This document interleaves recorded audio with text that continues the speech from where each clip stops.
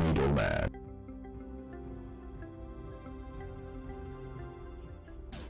Welcome back. Thanks for still being here. My case, Nigerian roads collapse. There's something deeply disturbing about what Nigerians are seeing on our roads. Not just potholes, failed drainage, traffic. Roads are actually collapsing. In recent days, reports have emerged of major roads becoming impassable, vehicles getting stranded, and entire communities being cut off.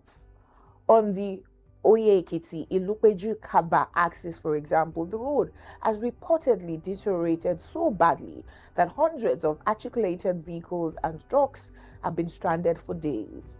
And this is happening in August, when every weakness in our road infrastructure got exposed during the rainy season. But why are we surprised when Nigerian roads collapse? We shouldn't be, because roads don't suddenly collapse. They deteriorate gradually. A small pothole becomes a big pothole. A blocked drainage becomes a flood. Flood water gets underneath the road, the foundation weakens, the asphalt gives way.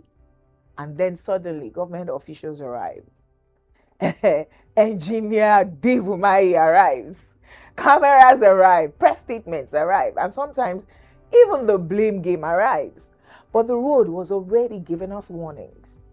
The bigger problem is that Nigeria has become too comfortable with reactive governance. We applaud them. We wait for infrastructure to fail before we repair them. We wait for accidents before we improve dangerous roads. We wait for bridges to develop problems before we inspect them properly. We wait for communities to be cut off before we remember the roads are not simply pieces of asphalt. Roads are economic infrastructure. When the road collapses, farmers cannot move their produce, trucks cannot deliver goods, businesses lose money, transport fares increase, food prices rise, and ordinary Nigerians pay the price. A road is therefore not just a road, it is a lifeline. So when a road collapses prematurely, Nigerians deserve more than another promise that rehabilitation will begin. We deserve to know how much was budgeted, how much was actually spent, and most importantly, who is accountable. Here's my verdict. Nigeria cannot continue to spend billions constructing roads that become death traps a few years or sometimes months later.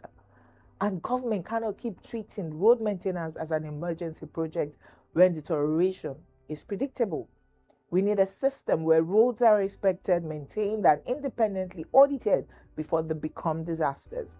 Because the real tragedy isn't that the Nigerian road collapsed. The real tragedy is that we saw it coming and did nothing.